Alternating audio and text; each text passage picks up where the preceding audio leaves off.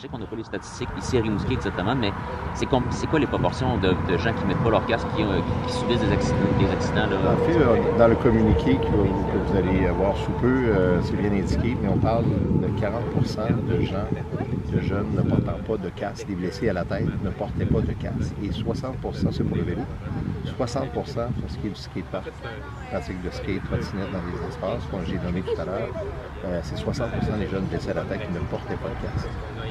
C'est sûr qu'on a un culte ici, la pratique du skate, c'est un peu une mode souvent là-dessus avec la casquette, mais sur du béton, puis du métal, du ciment ou de l'asphalte, ça ne protège pas tant un crâne. Ouais, ça pardonne pas. Puis une chute, bien évidemment, ça arrive souvent même aux plus aguerris, parce qu'on appelle ça un accident. Même la personne a beau être habilitée, ça peut être une collision avec un autre usager ou glisser sur une surface humide. Moi, je ne vais pas être convaincu de ça. Les casques ont sauvé la vie de mon garçon. Quand il faisait de la compétition, il était très habile, mais malheureusement, il a fait une mauvaise chute. Il est rendu paraplégique, mais le casque a sauvé sa vie et sa tête. Alors, ça fait des petits miracles.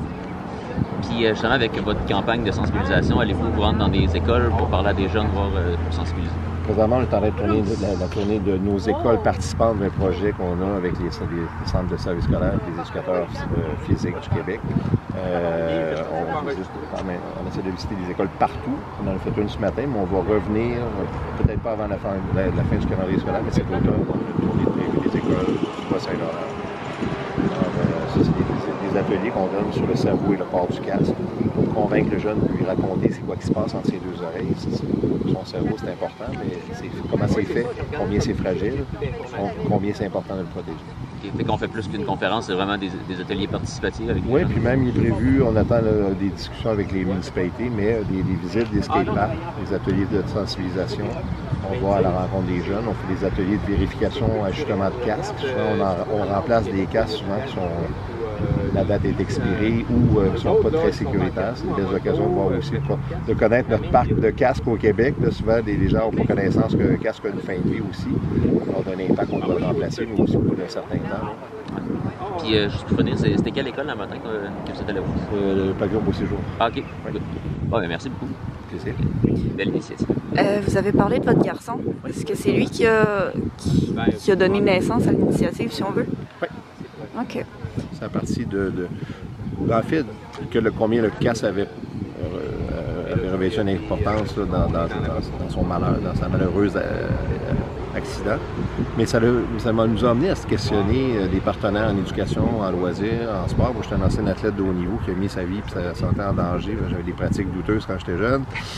De ne pas vouloir voir les jeunes répéter ces mauvais choix-là, mais c'est aussi de se poser la question, est-ce que nos espaces, nos pratiques puis nos équipements sont sécuritaires au Québec? La réponse est non. On a un grand effort à faire collectivement. Dans nos écoles, dans les installations, souvent, il y a une désuétude. Il y a peut-être manque des fois d'encadrement. Quand on dit encadrement, mais c'est d'avoir des jeunes et des adultes responsables, des ambassadeurs. On se dit, hey, c'est comme un peu maintenant, si on a un phénomène social dans les stations de ski, le casque est porté presque par tous, mais il n'est pas obligatoire. Mais les gens, plus on le porte, plus ça devient une norme sociale, plus les gens s'identifient. Par exemple, des fois, maintenant au Québec, on se cache pour fumer maintenant. C'est plus très d'actualité. On aimerait voir le même phénomène. Mais c'est ça, c'est sûr que c'est de démocratiser le casque aussi là, au travers certaines activités. On a des activités, même les jeunes décorent leur casque, les aménagent à leur goût. Ils ont plus le goût de le porter, mais c'est ça. Ça m'amène à une autre question. Je vais en sortir ma machine, excuse-moi. Vous dites que les installations, souvent, j'imagine, dans les écoles, puis peut-être dans les parcs, sont désuètes, mais c'est quoi, en fait, qui fait en sorte qu'ils ne sont pas nécessairement sécuritaires aux normes d'aujourd'hui? Bien, aux normes d'aujourd'hui, des fois, c'est la surface. Des fois, ça peut être aussi, on regarde dans nos écoles, parfois, je fais la tournée, puis il y a des casques qui ont 20 ans d'âge ou qui sont endommagés, puis on prête ça aux jeunes pour les patiner l'hiver ou pour aller faire du vélo. Mais on parle-tu aussi pour les infrastructures qui sont en place? Bon, pas tant. C'est sûr que nos installations en général au Québec, on ne peut pas toutes les refaire demain matin, sauf qu'il y a juste une réflexion à avoir. parce qu'il s'agit quand même des espaces où nos jeunes sont laissés à eux-mêmes dans les pratiques libres, souvent pour surveillance, le parent est absent. Il y a de l'éducation à faire, c'est sûr. Même au niveau des commotions cérébrales, quoi faire, quoi ne pas faire, comment réagir, même à cet égard-là. C'est une blessure qui est moins importante qu'un traumatisme grave, sévère, mais qui peut avoir des conséquences si ce n'est pas géré ou pris en charge rapidement, promptement.